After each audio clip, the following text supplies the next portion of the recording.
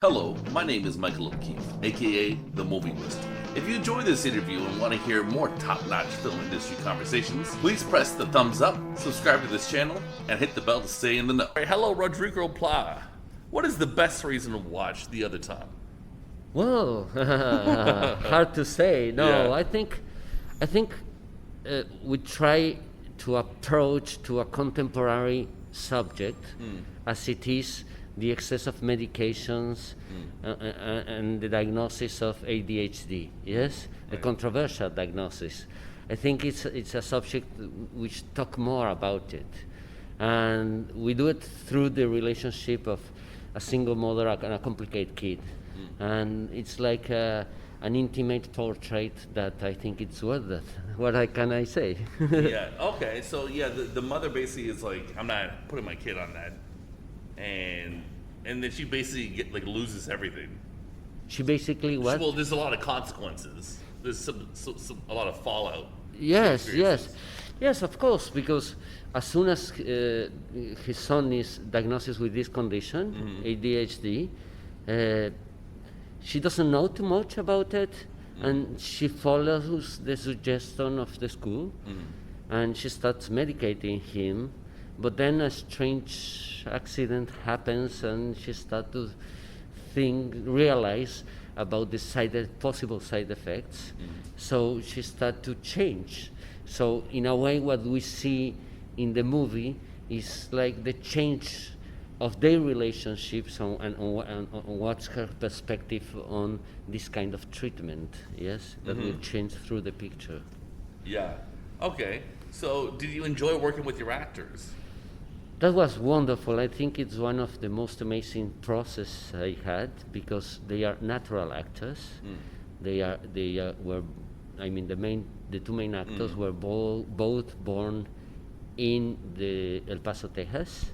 Oh, Yes, okay. they are from El Paso, Texas, and she gives messages. You know her profession. Massages? Yes, Okay. she's a massagist, Yeah. and he's just a kid. Yes, who has homeschool and things like that.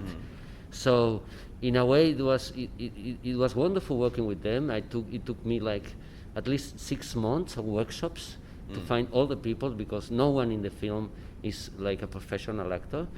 They are all from there, but it gave like the film a lot of authenticity because we get to know this particular community, Mexico American, yes, and the way they speak, they mix English with the Spanish, Right. and so it was amazing working with them.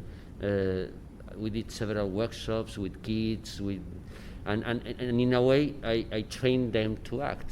Yes, to be themselves, but to be calm in front of the camera and all that, and that was very pleasant. I think so. They were your clay. Yes, what's clay? Sorry. Well, The sculpture. clay. Yeah, Yes, yeah. yes, yes, exactly. That's what we do as director. In a way, they allow you to use, like the experience. Yes. So I don't know if you do like double bills. Like, do you watch 2 movies simultaneously ever? If I watch 2 movies simultaneous, Well, like one movie then another movie, like a double bill. Like you make a night, you watch 2 movies. yes, sometimes. Yes, I used to Yeah. do it very much when I was young. I used Right. to do like double, triple, fourth. So let's say you're doing a double bill, Yeah. and the first movie's The Other Tom. Yes. What's the next movie? Blade Runner, I guess. I would recommend something. Just to change it up. Exactly, just to change it up. What if you wanted to do a movie that was similar to The Other Tom? What would you pick? If I would like to do a movie similar, No. If you were going to do a double bill, ah, and then the next movie ah, is something like similar in- to The Other Tom. Okay, okay. Yeah, like more thematically similar or like content-wise similar. Okay, What would it okay, okay. I don't know. Maybe one of the Dardenne brothers, from Belgium. Who? Dardenne. I don't know who that is. But okay. Yes. Can you tell me one of their movies? The Sun. Okay. Yes. Okay, there it is. The Other Tom and the Sun. Now we know. That's the Yes. double bill. Okay, perfect. Who is your favorite director, dead or alive? That's impossible to say. That's impossible to I say. know, it's But I tough. mean, Yeah. I love Bergman. Bergman, yeah. Ingmar Bergman. Yeah. I think he's amazing, and Vergüenza Shame is just a wonderful movie, and the Seventh Seal, and several movies that change a lot the cinema I choose to do. Yes. Yeah. That's why I choose him, because after I saw him, I knew I wanted to try some kind of more independent movies, and yes. Okay. That's good stuff. I recently watched his movie, The Virgin Spring. I think I seen that maybe like a year ago, and that was fantastic. Fantastic. Isn't that a great movie? He was, he was like very, Yeah. Okay. What did you learn about filmmaking through making The Other Tom? It's always a learning. I mean, it was quite a difficult shooting because it was my first English spoken film, and as you can see, my English is good, but not very, very good. Yes, so it was complicated to, I don't know, to do it in the context of the United States and everything. But I think what I learned is it's my fifth film, and I take more calmly the shooting. I think I grow up and I learn. I know how to do it. You know, I feel comfortable directing. I don't rush, and I take my time, and I think I get better scenes. Yes. So yes, I am learning all the time. Yes. All right. And how has your TIFF experience been this year? Has it been fun? Well, I just arrived yesterday, the day before, at night. Okay. So I have been mostly making interviews through the so I haven't seen so much. But of course, we feel honored to be here. Yeah. I mean, it's one of the most important festivals of the world. And to be here, it's an honor, and it's the best release we could have after the pandemic. Yeah. You know what? You know, this incertitude of what's going to happen, and suddenly we get the space in Toronto Film Festival. It's amazing. I mean, it's the best thing. I feel I am starting to live again. I know what you mean. I haven't been able to leave, where I'm from, Ottawa, in a long time, like a year or whatever. And enough's enough at a certain point. You want to leave your city. You want to get out there, right? Of course. Oh my God! All right. So, what is the nicest thing somebody has said about this movie? We just released it. I mean, because we released it. We premiered it.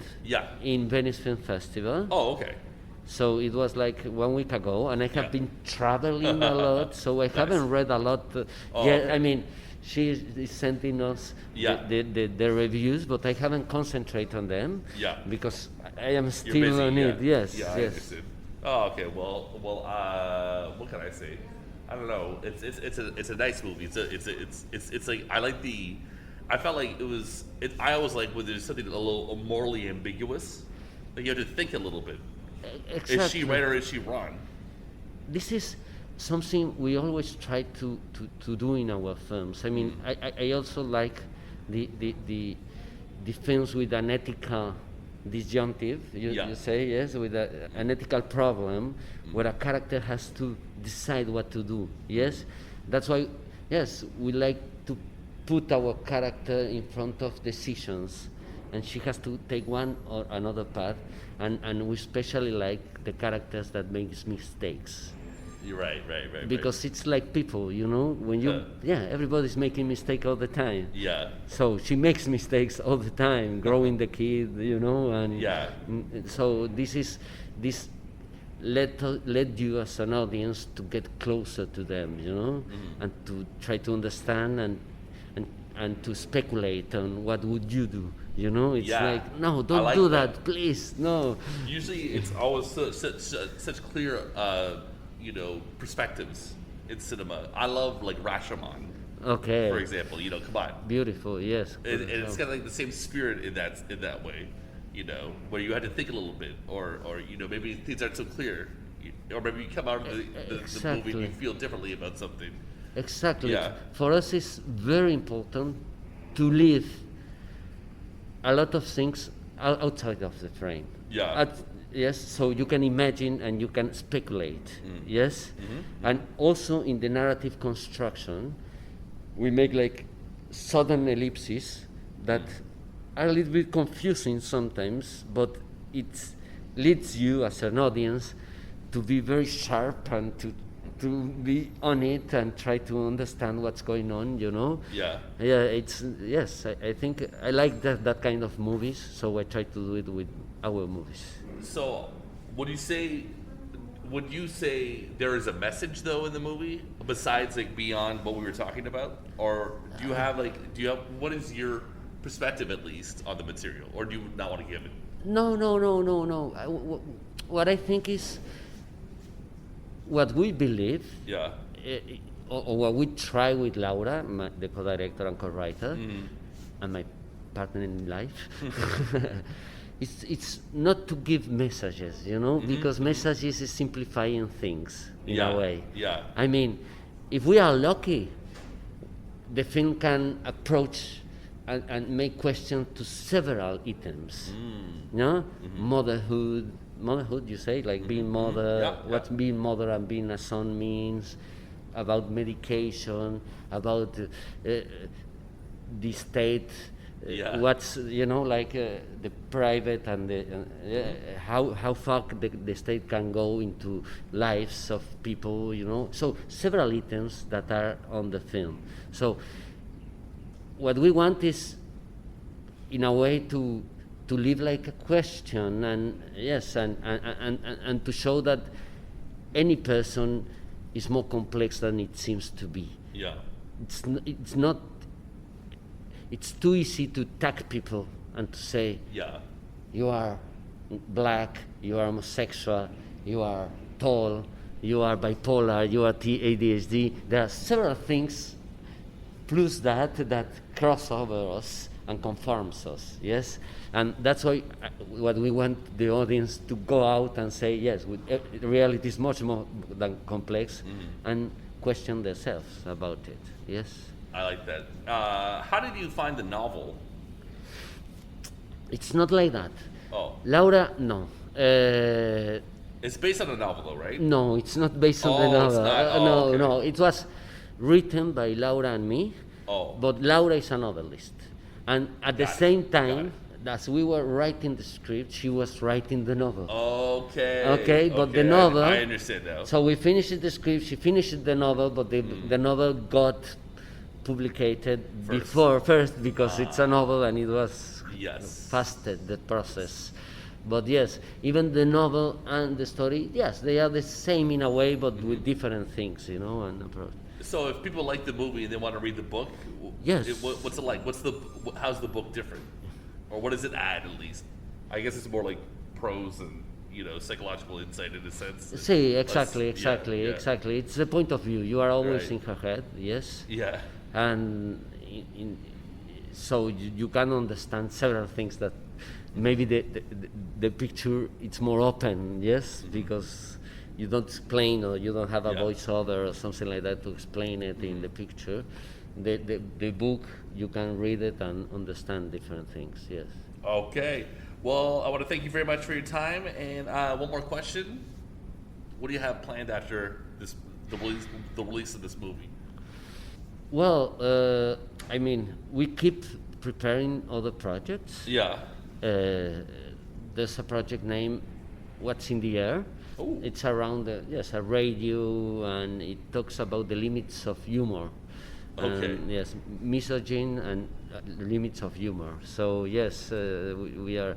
That one is going to be a novel first. Laura is writing it. Okay. That one is, because each film is a little bit different. In this case, it's her idea, the air, what's in the air, and she's going to write a novel first, and then we are going to adapt it. Okay. Yes. So I don't ask a confusing question like I just did. We recycle everything in the house. Yes. Why not? Come on. on. Well, thank you very much for your time. Thanks.